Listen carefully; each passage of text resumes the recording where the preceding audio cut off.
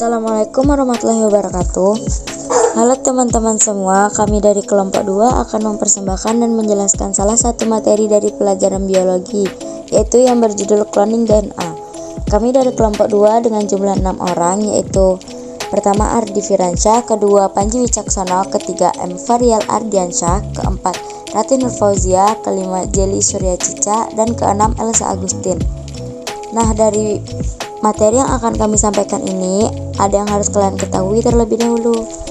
Gen adalah bagian dari kromosom atau salah satu kesatuan kimia yang disebut DNA dalam kromosom, yaitu dalam lokus yang mengendalikan ciri-ciri genetis dari suatu makhluk hidup.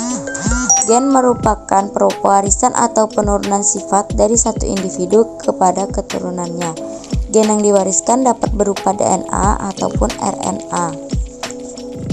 Setelah itu, dari materi yang akan kami sampaikan dan jelaskan ini ada 9 pembahasan. Jadi pertama itu ada pengertian cloning, kedua jenis cloning gen, ketiga komponen cloning gen, keempat tahap-tahap cloning gen, kelima cloning pada tumbuhan, keenam cloning pada hewan, ketujuh cloning pada manusia, kedelapan manfaat cloning gen, dan kesembilan kelemahan cloning gen. Pengertian cloning. Cloning merupakan proses perbanyakan fragmen gen target dengan mengintroduksi DNA rekombinan ke dalam suatu sel inang. Cloning berasal dari bahasa Inggris, yaitu cloning, yang berarti suatu usaha untuk menciptakan duplikat suatu organisme melalui proses aseksual, atau dengan arti lain, membuat fotokopi atau penggandaan dari suatu makhluk hidup dengan cara aseksual. Pada hakikatnya, cloning merupakan langkah penggandaan atau pembuatan tiruan yang sama persis dari suatu makhluk hidup dengan menggunakan kode DNA makhluk hidup tersebut. Jenis cloning gen. Cloning gen ini dibagi menjadi 3, yaitu pertama cloning molekul atau molecular cloning, kedua cloning sel, dan ketiga cloning organisme. Yang pertama ini kan cloning molekul atau molecular cloning. Cloning molekuler adalah serangkaian metode eksperimental dalam biologi molekuler yang digunakan untuk mengumpulkan DNA rekombinan dan untuk mengarahkan replikasi mereka dalam organisme inang. Yang kedua, cloning sel. Cloning sel ini bertujuan menghasilkan suatu populasi sel dari satu sel tunggal. Pada organisme unisel, proses ini relatif mudah dan hanya memerlukan inokulasi pada media yang sesuai.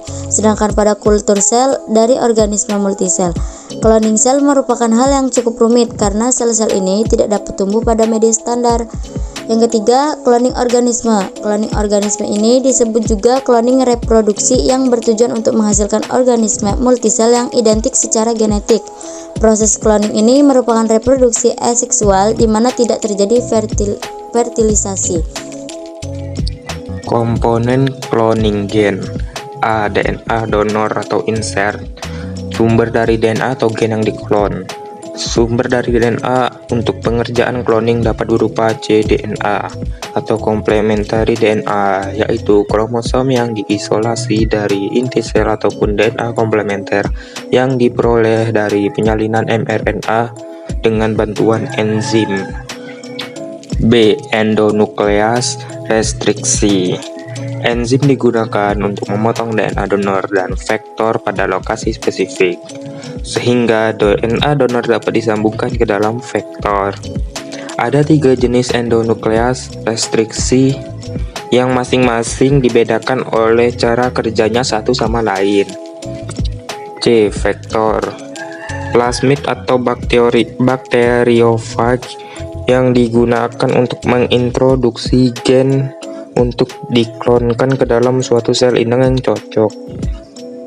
Penggunaan jenis vektor tergantung dari tujuan pengklonan. D. DNA ligase. Enzim yang digunakan untuk menggabungkan ujung sambungan dari vektor dan DNA donor dan kemudian membentuk suatu vektor rekombinan. E. Sel inang atau host cell. Biasanya suatu bakteri atau yeast di tempat diintroduksikan vektor rekombinan ke dalam sel inang. Mikroorganisme yang sangat bermanfaat dalam cloning yaitu bakteri Escherichia coli, Castellani dan Chalmers, Bacillus subtilis, dan Saccharomyces cerevisiae. Tahap-tahap cloning gen. Secara umum, cloning gen mencakup 5 tahap cloning, yaitu 1. Isolasi. Isolasi fragmen DNA yang spesifik dapat dilakukan dengan metode PCR atau polymerase chain reaction, yaitu teknik aplikasi fragmen DNA yang spesifik secara in vitro. Awal dari isolasi adalah perusakan dan penghilangan dinding sel. Setelah itu, pelilisan akan terjadi. 2. Fragmentasi. Fragmentasi dengan menggunakan enzim endouclase restriksi yang memisahkan untaian DNA. Fragmentasi bertujuan untuk tidak merusak DNA. 3. Ligasi. Ligasi untuk melekatkan potongan-potongan DNA dalam sekuens yang diinginkan.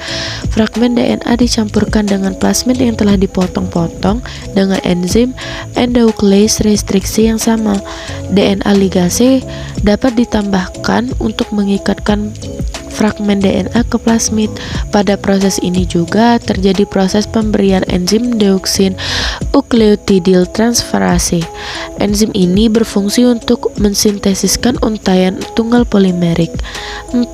Transfeksi. Transfeksi untuk menyisipkan potongan baru DNA ke dalam sel. 5. Seleksi. Screening atau seleksi. Seleksi sel-sel yang berhasil ditransfeksi dengan DNA baru.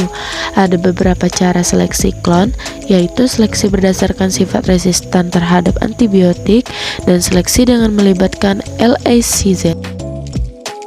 Cloning pada tumbuhan. Cloning tumbuhan merupakan teknik perbanyakan tanaman melalui kultur jaringan.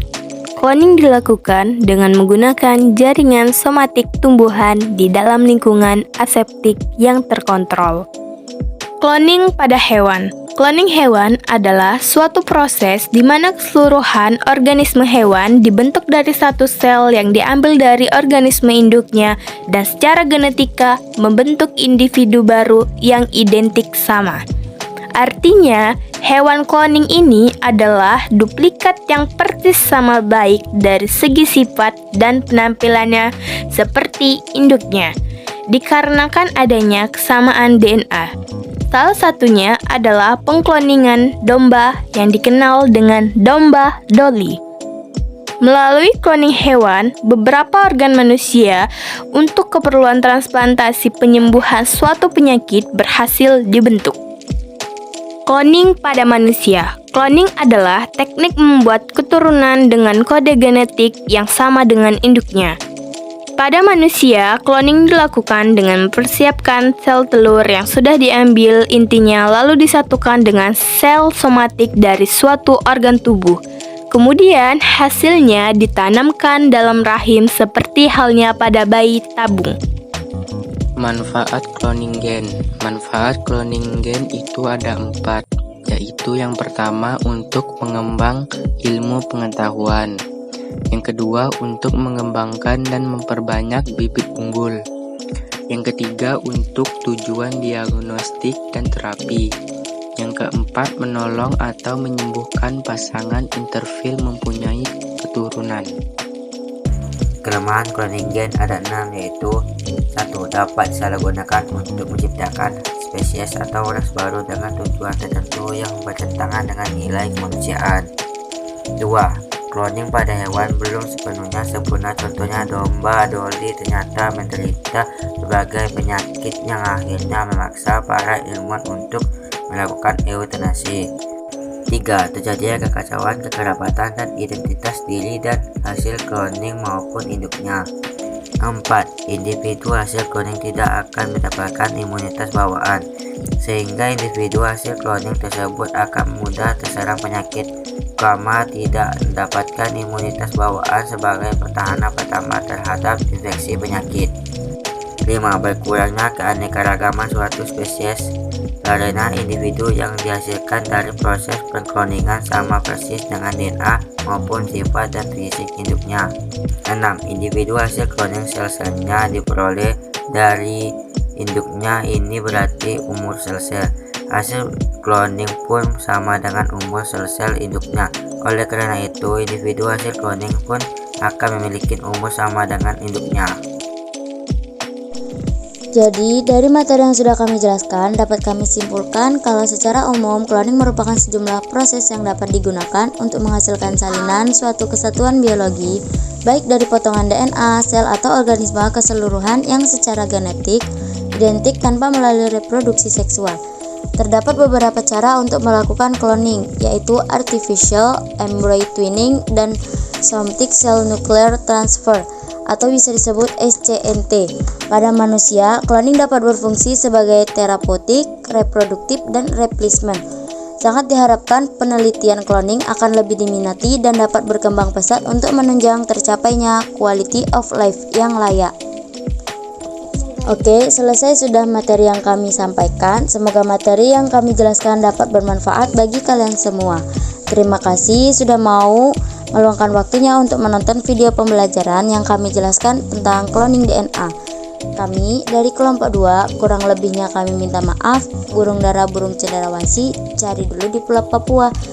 Cukup sekian penjelasan dari kami, semoga bermanfaat untuk kalian semua. Dadah, sampai jumpa di pertemuan berikutnya. Wassalamualaikum warahmatullahi wabarakatuh.